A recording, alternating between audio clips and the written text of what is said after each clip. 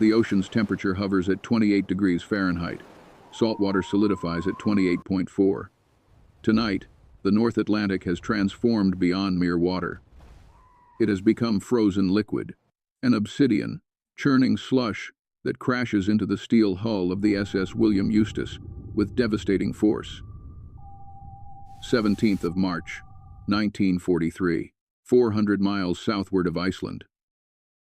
Within the galley, Tommy Lawson, aged 28, clutches the rim of the stainless steel basin as the deck vanishes beneath his feet. The Liberty vessel tilts 30 degrees to port. A stack of drying racks crashes onto the floor. The odor here is unmistakable: rancid cabbage, sodden wool, and the metallic scent of terror that no soap can wash away. Tommy isn't military. He isn't maritime crew. He's a galley worker who abandoned education at 14 to prepare vegetables. He plunges his hands back into the murky, tepid dishwater. 600 yards distant, 400 feet beneath the surface, the quiet is total. Capitan Lieutenant Helmut Mansek occupies the command center of U-758. The atmosphere within the submarine is oppressive, reeking of diesel fuel and human sweat. It is sweltering, damp, and soundless. Mansek ignores his periscope. He focuses on his hydrophone technician. The youthful German sailor presses the rubber earpieces so firmly against his head his knuckles turn pale. He shuts his eyes. He isn't searching for the vessel. He is detecting it through sound. Target bearing 280, the technician murmurs. Heavy engine noise.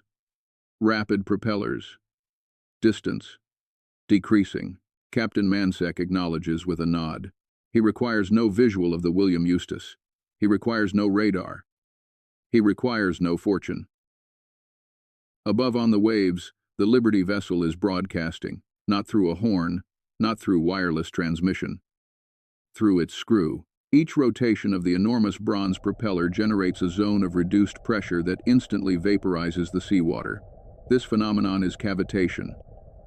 To human hearing on deck, it resembles churning liquid. To the hydrophones aboard U-758, it resembles a locomotive thundering through silence. It serves as a signal, a perpetual, rhythmic beat broadcasting to every hunter across 50 miles exactly where prey waits. Tube 1, prepared, Mansek announces. Tommy Lawson scrubs cookware. He observes the bubbles in his basin trembling. Launch. The warhead exits the tube with compressed air hissing. It advances at 30 knots. The journey requires precisely 42 seconds. In the galley, Tommy senses it before auditory perception. A thump. A hollow, nauseating strike that resonates through his boot soles. Subsequently, reality becomes white. The detonation produces a shockwave racing through the vessel faster than sound velocity. The partition explodes outward. The illumination dies. The Arctic Atlantic floods inward, not as seepage, but as a solid barrier. This transcends mere catastrophe. This is annihilation, and it occurs because of a noise that no commander, no researcher, and no builder in the Allied fleet understands how to eliminate. However, the man sliding across the galley deck, reaching for a support as the ocean consumes his vessel, he's observed something. Something regarding the bubbles in his basin. Something unexpected, yet presently, he must simply survive until morning. Welcome to the most devastating month of the Second World War.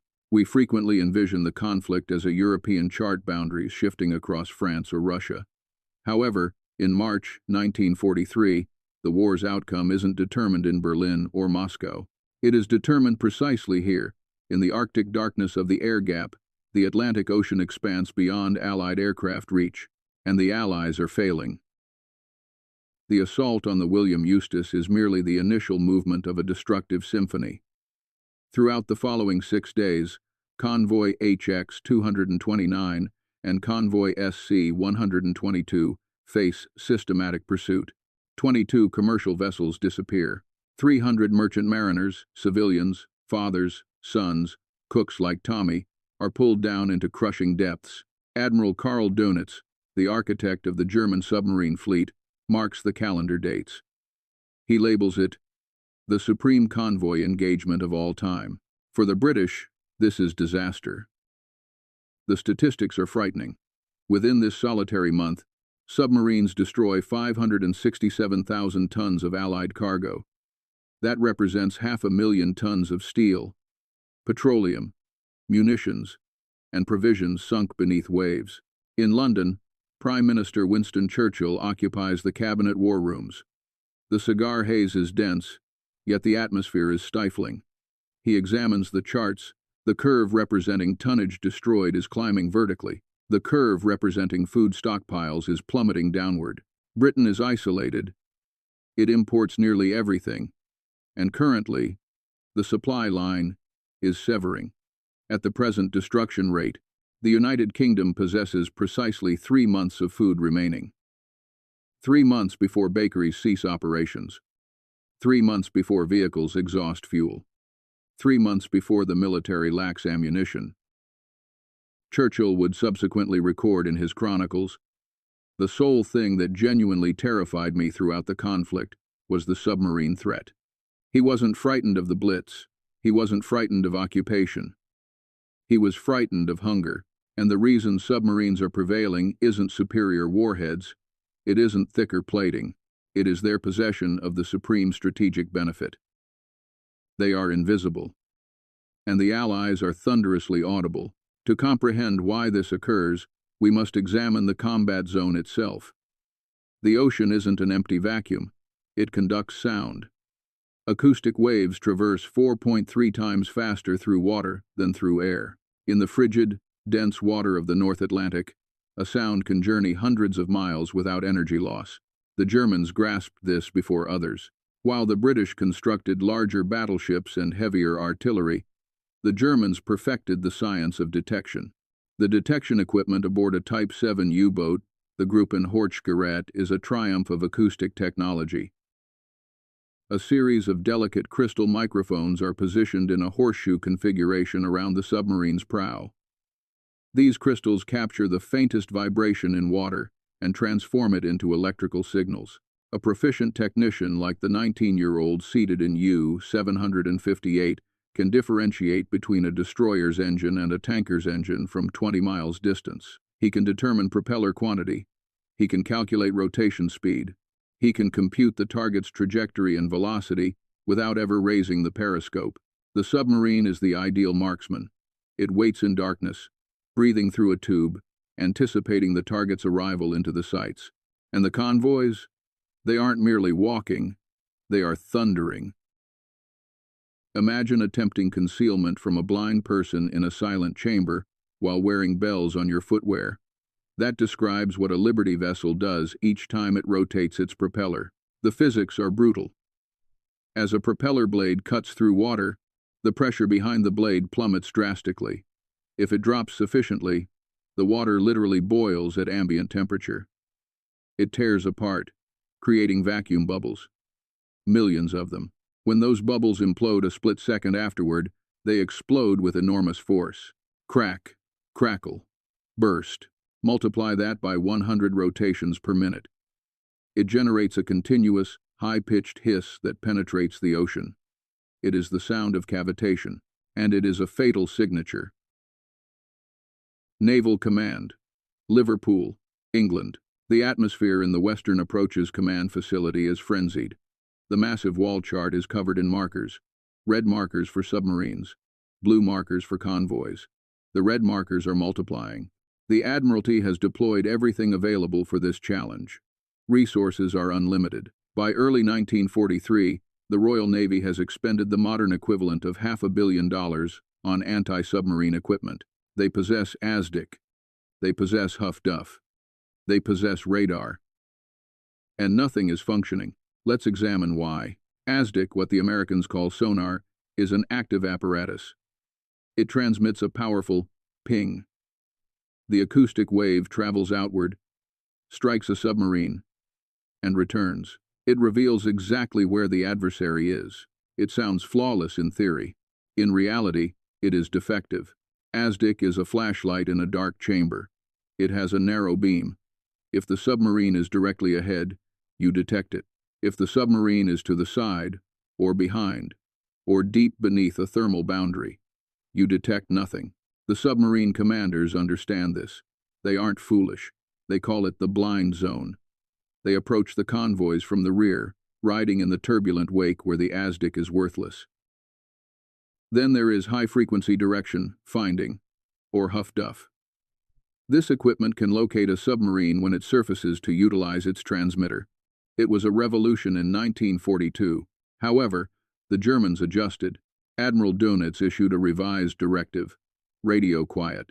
Once a wolf pack locates a convoy, they cease transmitting. They submerge. They drift.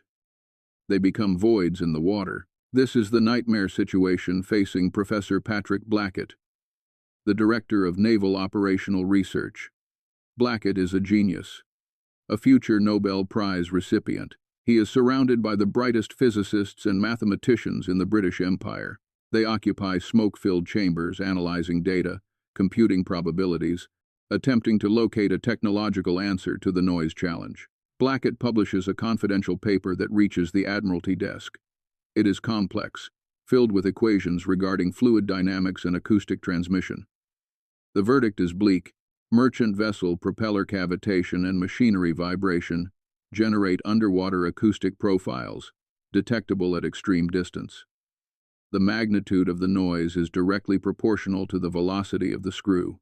In simple terms, the sole method to eliminate the noise is to halt the vessel. However, a halted vessel is defenseless.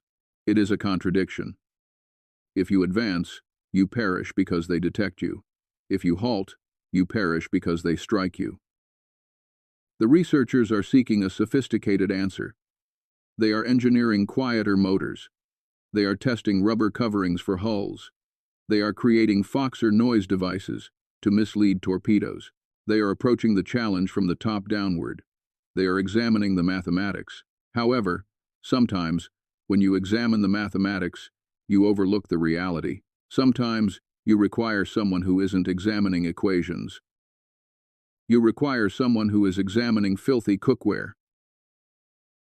Let's return to the William Eustace, or at minimum, the recollection of it, before the warhead struck, before the screaming commenced.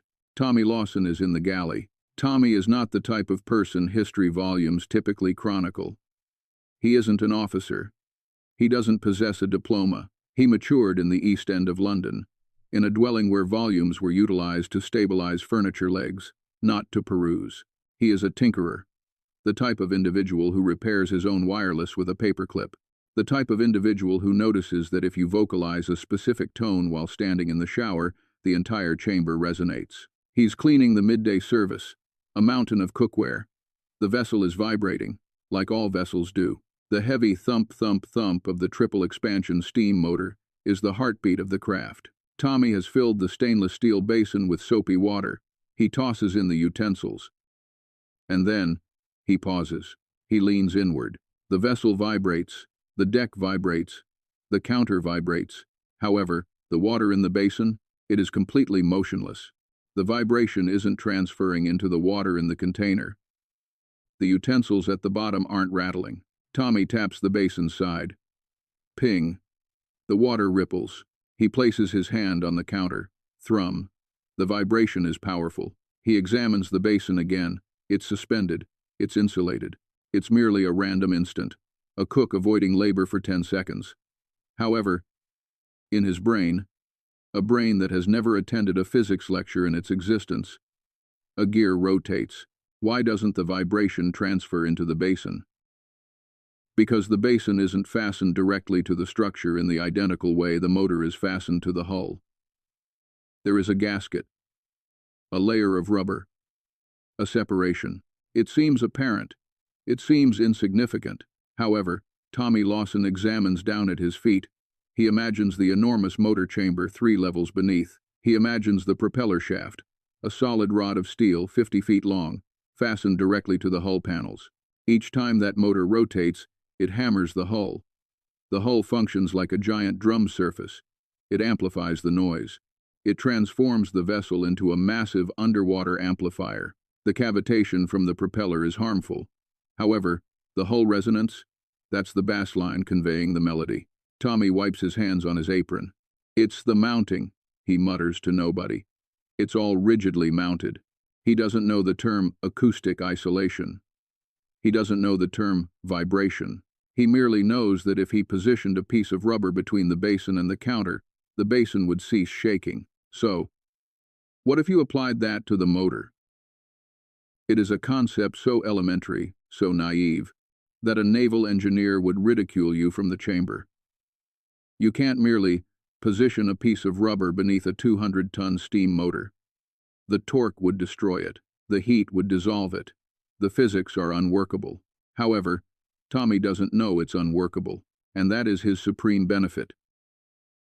6 hours subsequently, Tommy is in a rescue craft, observing the William Eustace descend beneath the surface. The petroleum fires on the surface illuminate the faces of the survivors. They are covered in grease, trembling, traumatized. Most individuals in that rescue craft are contemplating their families. They are contemplating the frigid. They are praying for a destroyer to locate them. Tommy is contemplating the basin. He is enraged. He is furious. Because he realizes now that the noise that destroyed his vessel, the noise that summoned the submarine from the darkness, didn't merely originate from the water. It originated from the vessel itself, and he believes he can repair it. However, first, he must return to land. And then, he must convince the most obstinate, conventional, inflexible organization on the planet, the British Royal Navy, to hear a cook. The odds of Tommy Lawson surviving the rescue craft are 50-50. The odds of the Admiralty hearing him? 0, or so it appears. Because while Tommy is trembling in the North Atlantic, the carnage of March 1943 is compelling the British command to reconsider everything. The destruction of convoy HX-229 is the breaking point. When the survivors finally reach Liverpool, the interrogations are harsh. Intelligence officers interview every captain, every wireless operator. They want to understand what occurred. They want to understand why the submarines were so precise. Tommy Lawson enters the interrogation chamber. He is wearing an ill-fitting borrowed suit. He appears exhausted. The officer behind the desk is a commander, pristine uniform, weary eyes. He anticipates another account regarding torpedo trajectories and failing flares. Name? The commander inquires. Lawson. Thomas. Ship's cook. What did you observe, Mr. Lawson? Tommy sits forward. It's not what I observed, sir. It's what I detected. Or, what I didn't detect. The commander exhales. He taps his pen. We are extremely occupied, Mr. Lawson. If you don't possess tactical intelligence. The basin, sir. Tommy states. The commander blinks. The basin? The galley basin. It didn't vibrate. However, the deck did. Arrive at the point. The submarines, Tommy states, his voice acquiring strength. They detect the motor through the hull. The hull is a drum. We're striking a drum all the way from New York to Liverpool. You need to stop the striking. The commander examines the cook. He examines his file. Education? None. Rank? None. Mr. Lawson, the commander states, his voice saturated with exhausted condescension. Our premier researchers are working on acoustic dampening. It is a very complex discipline. I appreciate your observation. However, leave the engineering to the engineers. Dismissed. Tommy walks out into the gray rain of Liverpool. He has been rejected. He has been told to remain in his lane.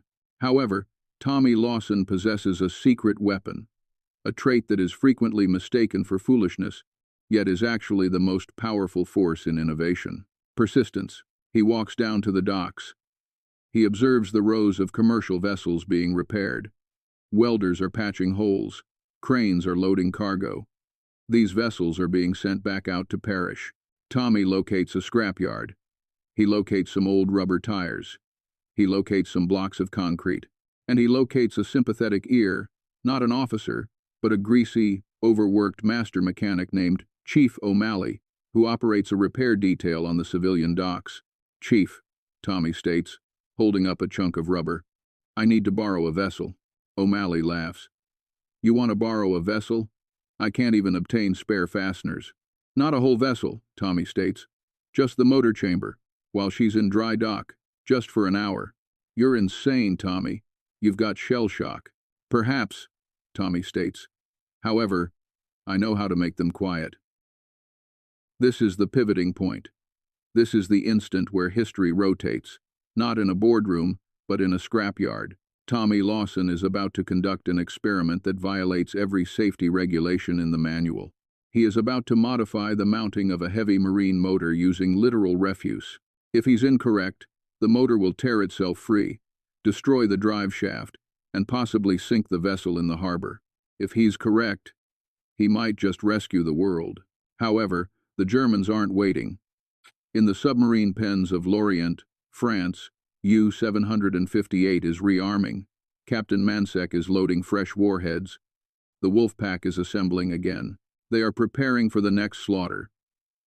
And they have no idea that a cook in Liverpool is about to change the rules of the engagement. The dry dock in Liverpool smells of rust, wet concrete, and ozone. It is a cathedral of industry. A vast, hollowed-out trench where leviathans come to be restored. Sitting on the blocks is the SS Empire Melody, a 7,000-ton cargo steamer battered by 3 years of Atlantic crossings. Her hull is wounded. Her propeller is damaged. Deep in her belly, in the sweltering heat of the motor chamber, Tommy Lawson is perspiring. He is not supposed to be here. Technically, this is trespassing. Technically, this is sabotage. If a Royal Navy inspector entered right now, Tommy and Chief O'Malley would be detained. You don't tamper with His Majesty's merchant navy vessels during wartime. This is insanity, Tommy, O'Malley grunts. He is knee-deep in grease holding a wrench the size of a human arm. The vibration alone will shear these fasteners. Just listen, Tommy states. Here is the plan. It is crude. It is dangerous. Tommy has sourced 4 massive blocks of industrial rubber cut from the tires of a scrapped bomber landing gear. He wants to wedge these blocks between the motor's mounting feet and the steel bearers of the hull. The idea is to float the motor. In 1943, marine motors are rigidly mounted, steel on steel, bolt on bolt. This provides maximum stability. It ensures the drive shaft stays perfectly aligned. It is the way vessels have been constructed for 50 years. Tommy wants to violate that rule. If we lift the motor, O'Malley argues, the alignment with the propeller shaft will be off by 2 inches. You'll strip the gears. We shim it, Tommy states. We raise the shaft bearing too. We float the whole system. O'Malley shakes his head. However, he does it. Not because he believes in the acoustics, but because he's observed the casualty lists. He's lost friends on the HX convoys. Desperation makes individuals open to risky ideas. They labor through the night. They jack up the massive triple-expansion steam motor, a beast of iron weighing tons. They slide the rubber blocks underneath. They tighten the fasteners, but not completely. They use heavy steel washers with rubber grommets. It appears ridiculous. It appears like a jury-rigged repair on a cheap automobile. Start it up, Tommy states. O'Malley signals the stoker. Steam pressure builds. The pistons hiss. Chug, chug, chug. The motor catches. The massive pistons begin to pump. The flywheel spins. Usually, when a vessel's motor starts, you sense it in your teeth. The deck panels rattle. The handrails shake. The tools on the workbench dance around. Tommy stands on the walkway. He closes his eyes. He waits for the rattle. Whoosh, whoosh, whoosh. The motor is running at 60 revolutions per minute. Tommy examines the wrench sitting on the metal workbench. It isn't moving. He places his hand on the hull plating. It's cold. It's still. The motor is rocking slightly on its rubber mounts, absorbing the energy. However, the vibration isn't traveling into the steel of the vessel. The drum isn't being struck. O'Malley stares at the motor. His mouth is open. It's like she's deceased, he whispers. She's running full power, yet she feels deceased. It functions. However, making it function in a dry dock is one thing. Convincing the Admiralty is another. Tommy Lawson takes his findings back to the Western Approaches Command. This time, he doesn't go alone. He drags O'Malley with him. He has diagrams drawn on the back of ration cards. He has a letter from the Empire Melody's captain, who confirms the vessel felt unnaturally smooth. He manages to obtain a meeting with a junior naval architect named Lieutenant Commander Harris. Harris is a man of science. He examines Tommy's drawings. He examines the rubber blocks. "You've isolated the prime mover," Harris states, frowning. "It's theoretically sound. However, the rubber will degrade. The heat will destroy it. And under heavy seas, the motor could tear loose." "Sir," Tommy states, leaning over the desk, "with respect, if the submarines locate us, the motor tears loose anyway when the warhead strikes. What have we got to lose?" Harris pauses. He examines the casualty report on his desk. Convoy SC 122. 9 vessels lost. 200 deceased. "I can't authorize a fleet-wide retrofit," Harris states. "It's too risky. However, there is a corvette, the HMS Viscaria. She's due for a motor overhaul. We use her for experimental trials. It's a bone, a scrap. However, Tommy takes it. When can we commence?" "Monday," Harris states. "However, Lawson, if this fails, if that motor comes loose in a storm, it's court-martial. For both of us." While Tommy is fighting bureaucratic wars in Liverpool, the real conflict is evolving. The Germans are getting smarter. Capitan Lieutenant, Mansek and U-758 are back at sea. They have a new toy. The Zonkönig Wren warhead. It is an acoustic homing warhead. Before this, submarines had to aim. They had to calculate velocity and distance. Now, they just have to launch in the general direction of the noise. The warhead has its own hydrophones. It locks onto the sound of the propeller and steers itself into the stern of the vessel. It is a fire-and-forget weapon, and it is terrifyingly effective against escort vessels. The hunters have become the hunted. Destroyers, the very vessels meant to protect the convoys, are now prime targets because their high-velocity propellers are so loud. The urgency has never been higher. Tommy Lawson arrives at the shipyard where HMS Viscaria is docked. She is a Flower-class corvette. Small, cramped, and notorious for rolling like a pig in wet mud. The crew calls her the Vomit Comet. The captain of the Viscaria is Lieutenant George Stanners. He is not pleased. "You want to do what to my vessel?" Stanners inquires, eyeing the pile of rubber mats and steel brackets Tommy has brought. "We're going to float your motor, sir," Tommy states. "You're a cook," Stanners states. "It's not a question." "Yes, sir. And you think you understand more about marine engineering than the constructors at the Admiralty? I know that your vessel sounds like a bag of fasteners underwater, sir, and I know that's how they locate you." Stanners examines his vessel. He examines his exhausted crew. He knows the statistics. A corvette captain has a life expectancy measured in months. "Get on with it," Stanners grunts. "However, if I spill my tea because the motor is wobbling, I'm throwing you overboard." The retrofit takes 3 days. It is exhausting labor. They don't just position rubber under the motor. They wrap the pipes in canvas. They position rubber washers on the pumps. They isolate the auxiliary generators. Tommy becomes obsessed. He crawls into the bilge. He locates every pipe that rattles against a bulkhead and stuffs a piece of rubber wedge behind it. He is pursuing silence. He calls it the Lawson Mount. The crew calls it Tommy's Bouncer. Finally, it is complete. May 1943. The HMS Viscaria slips out of the harbor. She is heading for the Irish Sea for sea trials. Aboard is a team of acoustic researchers from the Admiralty Research Laboratory. They have brought sophisticated measuring equipment. They are skeptical. They anticipate the rubber to compress and fail within an hour. Below them, a British submarine, the HMS Satyr, is submerged. Its task is to detect. "Motor ahead 1/3, Captain Stanners orders. The Viscaria moves. On the bridge, Stanners waits for the familiar vibration, the shudder in the deck panels. Nothing. Just the gentle sway of the ocean. Motor ahead 2/3. Still nothing. The tea in Stanners' cup barely ripples. Full ahead. The corvette surges forward. She is doing 16 knots. Usually, at this velocity, the vessel feels like it's tearing itself apart. The noise is deafening. Today, it feels like gliding. Down in the depths, The hydrophone technician on the HMS Satyr is confused. He checks his equipment. He taps the headset. Target bearing? The captain of the submarine inquires. I can't confirm, sir. The technician stammers.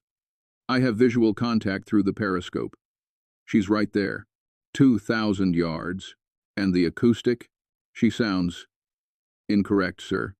She sounds like she's 5 miles distance. Perhaps 10. The signature is all fuzzy. No hard knocks. No heavy thump. The Viscaria passes directly over the submarine. Usually, this would be ear-shattering for the subcrew. The water hammer effect of a warship overhead is terrifying. Instead, it's a dull whoosh. Like a gust of wind, when the Viscaria returns to port, the researchers are silent. They examine their graphs. They examine Tommy. The source level dropped by 15 decibels, one researcher states. His voice hushed. Do you have any idea what that means? Tommy shakes his head. I'm a cook, mate. I don't know decibels. It means, the researcher states, that the detection range has just been reduced by 70%. Instead of detecting you at 10 miles, they won't detect you until 3 miles. In the Battle of the Atlantic, 7 miles of silence is the difference between life and death. The report goes straight to the top. This time, there is no waiting. This time, there is no skepticism. Professor Blackett reads the report. He realizes immediately what Tommy has accomplished. By isolating the motor from the hull, Tommy has transformed the vessel from a loudspeaker into a mute. The Lawson mount hasn't just dampened the acoustic, it has severed the acoustic link that betrayed the convoys. Orders go out immediately. Retrofit all escort vessels and commercial vessels with acoustic isolation mounts where feasible. Priority 1. However, retrofitting takes time, and the Viscaria is ready now. Captain Stanners receives his orders. He isn't returning to the training grounds. He is going to the front lines. The Viscaria is assigned to escort convoy ONS-5. Historians know ONS-5. It is the turning point. It is the engagement that breaks the back of the submarine force. 5th of May, 1943. The convoy is attacked by a massive wolf pack, 40 submarines. Among them is U-758, commanded by our old friend, Helmut Mansek. The weather is foul. Fog. Heavy seas. The submarines are relying entirely on their hydrophones. Mansek is hunting. He is searching for the escorts. He wants to clear the path to the commercial vessels. Contact? He inquires. The technician shakes his head. Confusing signals, Captain. I detect faint machinery. However, it sounds distant. Weak. Range? Hard to say. Perhaps 8,000 meters. Mansek frowns. Bring us up to periscope depth. Let's take a look. U-758 rises. Mansek spins the scope. He gasps. The destroyer, no. The corvette isn't 8,000 meters distance. It is right on top of them. The Viscaria looms out of the fog, less than 1,000 yards off the starboard bow. Alarm! Mansek screams. Dive! Dive! However, it is too late. Captain Stanners on the Viscaria has picked up the submarine on his radar, which functions just fine in the fog. However, the submarine didn't detect him approaching. Depth charges. Pattern B. Launch. The Viscaria rolls over the dive point. Barrels of high explosives roll off the stern. Boom. Boom. Boom. The ocean erupts. Inside U-758, reality ends. The illumination shatters. Pipes burst. Mansek is thrown across the command chamber. He doesn't comprehend. How did they get so close? How did a noisy, rattling corvette sneak up on a master of acoustic warfare? He never discovers. U-758 is forced to surface, battered and leaking. The crew abandons vessel. As Mansek steps onto the deck of the sinking submarine, hands raised in surrender, he examines the small British vessel circling him. It appears ordinary. It appears rusty. However, it is quiet. The Battle of ONS-5 becomes a slaughter, however, this time for the Germans. The submarines, confused by the ghost vessels they can't accurately track, are forced to take risks. They surface to use their eyes, and when they surface, they perish. Radar locates them. Planes locate them. and quiet destroyers run them down. In May 1943, the Allies destroy 41 submarines. It is Black May. Dönitz is horrified. He radios his fleet. The adversary has achieved technical supremacy. Withdraw from the North Atlantic. Dönitz is horrified. Dönitz is horrified. Dönitz is horrified. Withdraw. The Wolfpacks retreat. The supply line is secured. The provisions get through. The petroleum gets through. The invasion of Europe D-Day becomes possible. And back in Liverpool, Tommy Lawson is back in his galley. He didn't receive a medal. Not immediately. The equipment was classified. Top secret. You don't pin a medal on a secret. He is peeling potatoes. The Empire Melody is being refitted with his mounts. Chief O'Malley enters. He examines Tommy. They say we destroyed 6 of them, O'Malley states. 6 submarines in one night. Tommy nods. He drops a potato into the water. Plop. The water, Tommy states quietly. It carries the acoustic. However, only if you permit it. He wipes his hands. Are we having stew tonight, Chief? O'Malley laughs. Whatever you want, Tommy. Whatever you want.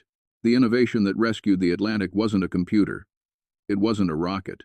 It wasn't developed by a team of PhDs in a laboratory coat. It was a piece of rubber scrap, salvaged by a man who understood how to wash cookware.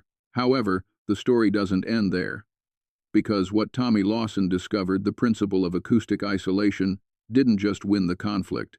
It changed everything that came after it.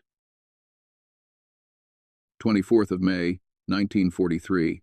The North Atlantic is calm. The fog has lifted. For the first time in 3 years, a convoy of 60 vessels crosses the air gap without a single loss. No warheads, no detonations, no screams in the night. Admiral Dönitz sends a coded message to all submarines. Cease attacking convoys, retreat to the shelf. It is an admission of defeat. The Battle of the Atlantic, the longest, most complex naval engagement in history, has effectively ended. The Allies have prevailed. However, here is the strange part. If you examine the official history volumes published in the 1950s, they will inform you that the Allies prevailed because of radar. They will inform you it was because of long-range Liberator bombers. They will inform you it was because of code-breaking Alan Turing and the Enigma machine. And those things are accurate. They were the eyes and the brain of the victory. However, the ears, the reason the submarines went blind, that part of the story remained confidential for decades. Because the British Navy realized something terrifying. If Tommy Lawson could determine how to silence a vessel with a few rubber tires in a scrapyard, then the Russians could determine it too. The principle of acoustic isolation became one of the most guarded secrets of the Cold War. The innovation that started in a Galley basin became the foundation of modern stealth warfare. Let's fast forward. 1960. The height of the Cold War. The U.S. Navy launches the USS George Washington. It is the first ballistic missile submarine. It carries 16 Polaris nuclear missiles. It is a weapon that can end civilization in 30 minutes. However, its greatest defense isn't its armor. It isn't its velocity. It is its silence. Inside the George Washington, the nuclear reactor, the turbines, the pumps, every single piece of moving machinery is mounted on a raft, a massive steel platform that floats on rubber mounts inside the hull. It is the Tommy Lawson principle, engineered to perfection. Because of this, a nuclear submarine, weighing 18,000 tons, produces less noise underwater than a shrimp snapping its claws. This equipment changed the balance of power. It prevented World War III because it guaranteed mutually assured destruction. Neither side could strike first because they couldn't locate the other side's submarines. They were ghost vessels, circling the globe in silence, protected by the physics of rubber and steel. And it all traces back to a man who just wanted to stop his cookware from rattling. However, what about Tommy? What occurs to the man who changes the world but isn't permitted to inform anyone? This is the bittersweet reality of wartime innovation. Tommy Lawson didn't become a famous admiral. He didn't receive a knighthood. He didn't become wealthy. After the conflict, the merchant navy was downsized. The Liberty vessels were scrapped or sold. The heroic struggle of the Atlantic faded into recollection. Tommy returned to London. He opened a small bakery in the East End. For 40 years, he woke up at 4 a.m. to knead dough. He listened to the wireless. He observed the world change. He observed individuals land on the moon. He observed the Berlin Wall rise. And each time he observed a news report about a new stealth submarine or a quiet luxury automobile, he would just smile. He perished in 1988. At his funeral, there were no naval honors, no 21-gun salute, just his family, his neighbors, and a few old individuals who remembered the conflict. However, amongst his papers, found in a shoebox under his bed, was a letter. It was dated June 1944. It was from Captain James Bannerman, the man who commanded the William Eustace, the vessel that sank in our opening scene. Bannerman had survived the conflict. He had commanded one of the first vessels retrofitted with the Lawson mount. The letter was brief. Dear Mr. Lawson, my new vessel, the SS Fort Williams, was targeted last week near the Azores. I observed the warhead wake. It missed us by 20 yards. The submarine surfaced to use its deck gun, and our escort destroyed it. The German captain was rescued. He informed me he launched at the acoustic of my screws. However, the acoustic was ghostly. He aimed for where he believed I was, not where I was. I am writing this because I have a daughter now. She was born 3 days ago. She has a father because of you. They inform me your invention is a secret. However, to me, it is a miracle. Thank you for the quiet. J. Bannerman. That letter was the only medal Tommy ever required. So, why does this story matter today? Why spend 30 minutes discussing rubber blocks and submarines? Because we inhabit a world that is obsessed with complexity. We possess artificial intelligence. We possess quantum computing. We possess challenges like climate change and energy crises that seem so massive, so technical, that we assume only the experts can solve them. We assume that if you don't possess a PhD from MIT, you don't possess a seat at the table. However, the story of the mad tank innovation, or in this case, the naval innovation, teaches us the opposite. It teaches us that expertise can sometimes be a limitation. The Admiralty researchers were genius. They understood everything there was to understand about wave propagation and fluid dynamics. However, because they understood so much, they were trapped by the rules. They understood you couldn't float a 200-ton motor. They understood the torque would be too high. They understood the heat would be too great. They understood it was unworkable. Tommy Lawson didn't know it was unworkable. He was ignorant, and his ignorance gave him the freedom to perceive the solution.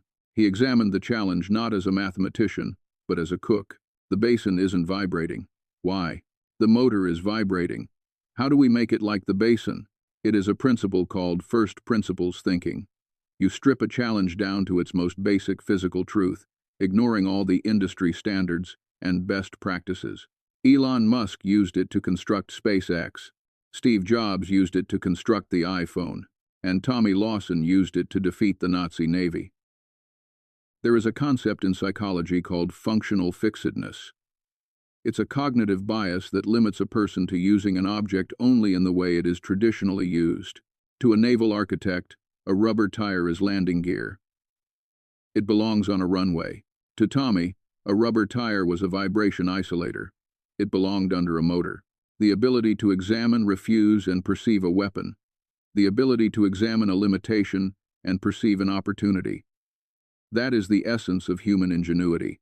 Today, the legacy of that March night in 1943 is everywhere. If you drive a modern automobile, the motor is mounted on hydraulic damped rubber mounts. You don't sense the vibration. That's Tommy. If you inhabit an apartment building near a subway line, the building's foundation is likely isolated on neoprene pads to stop the rumble. That's Tommy. If you use noise-canceling headphones, the principle of understanding and manipulating acoustic waves starts here. However, the deepest lesson is personal. How many times have you possessed an idea, a crazy thought about how to repair something at work, or how to solve a challenge in your existence? And how many times did you eliminate that idea immediately because you informed yourself? I'm not an expert. If it was that elementary, someone else would have accomplished it. They'll ridicule me. Tommy Lawson was ridiculed. He was dismissed. He was a cook, informing commanders how to construct vessels. However, he was correct.